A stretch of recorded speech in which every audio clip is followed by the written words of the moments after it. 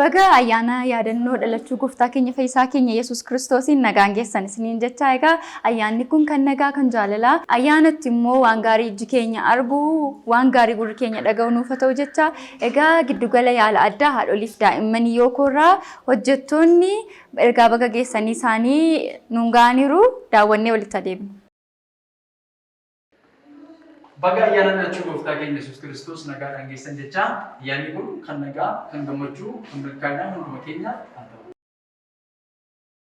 Maqaan koo Dr. Abbabaa Sorsaan jedhama. Hordoftoota amantii kiristaanaa hundaan baga dhaloota gooftaa keenyaatiin isin ga'e jechaa ayyaanicha ayyaana gaarii kan badhaadhinaa kan nagaa haa ta'u jechuun barbaada. Ijoolleen yeroo baay'ee yoo nyaatota akka cooma baay'inaan qaban yoo nyaatan ittiin jechuullee danda'u. Akkasumas immoo foon otoo hin daakamiin otoo hin bullaa'in yoo nyaatame keessumaa ijoollee umuriin isaanii waggaa 2 gadi ta'e hudhuullee danda'a. Akkasumas illee chookii gochuu danda'u gara somba isaaniillee deemuu danda'a.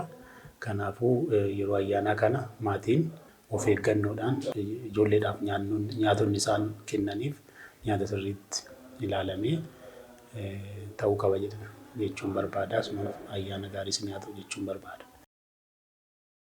Ayyaana kanaan wal qabatee nyaatotni nuti eeggachuu qabnu maal akka fakkaatu daa'immanis ta'e haadholiin kamirraa of eeguu akka qaban egaa dhageenye jirra. Kanaafiyyuu isa kana duukaa buunu jecha tarii hin beekamu ayyaana kanaan wal qabatee akkasumas immoo hakima keessan mariisisuu yoo barbaadan 724 beellama qabachuu akkasumas immoo odeeffannoo dabalataaf bilbila kanneeniin bilbiltanii nu haasofsiisuu dandeessu beellama qabachuu dandeessu isiniin jenna.